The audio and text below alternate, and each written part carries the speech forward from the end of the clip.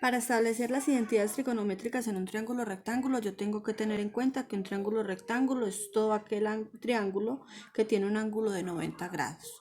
Ahora, si establecemos un ángulo en este triángulo, sabemos que quien está a todo el frente de este ángulo es el cateto opuesto y quien, donde se recuesta el ángulo, es el cateto adyacente. Sabemos que el lado más largo de un triángulo lo llamamos hipotenusa.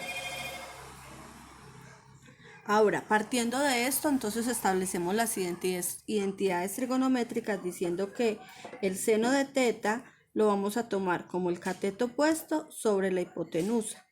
El coseno de teta será el cateto adyacente sobre la hipotenusa y la tangente de teta será el cateto opuesto sobre el cateto adyacente. Ahora tenemos unas identidades que se relacionan con estas de tal forma que queda ubicadas de forma contraria. Entonces yo diría, para el seno es la cosecante de teta, y entonces si este es el cateto opuesto sobre la hipotenusa, entonces esta es la hipotenusa sobre el cateto opuesto. Para el coseno sería la secante de teta, entonces yo diría que es la hipotenusa sobre el cateto adyacente, y para la tangente es la cotangente, y sabemos que es el cateto adyacente sobre el cateto opuesto. Ahora, para determinar las identidades trigonométricas en un triángulo rectángulo, vamos a desarrollar un triángulo cualquiera.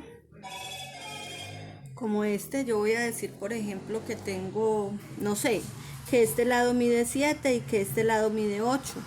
Entonces, si yo sé que las identidades trigonométricas para escribirlas requiero tener los tres lados, entonces voy a determinar acá cuánto vale la hipotenusa.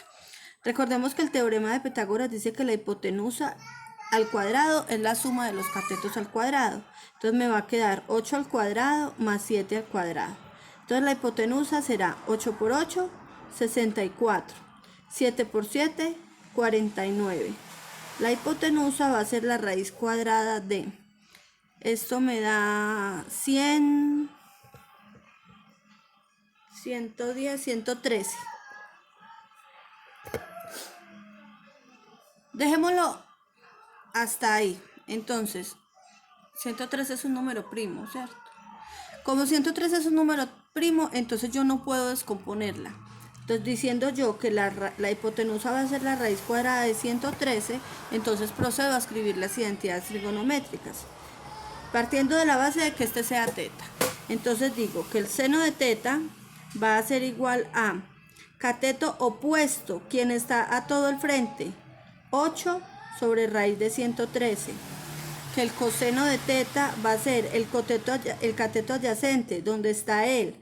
Entonces me queda 7 sobre la raíz de 113. Y la tangente de teta, entonces será el cateto opuesto sobre el cateto adyacente, 8 sobre 7. ¿De dónde saqué yo estos datos? De acá. Recuerden que acá escribimos nosotros que el seno era el opuesto sobre la hipotenusa. Entonces, opuesto sobre hipotenusa me da el seno de teta. Y así las escribo todas. Entonces yo digo, entonces las contrarias. Cosecante de teta. Entonces va a ser raíz de 113 sobre 8. Secante de teta va a ser raíz de 113 sobre 7. Cotangente de teta va a ser 7 sobre 8. Y así quedan establecidas las 6 identidades trigonométricas en este triángulo.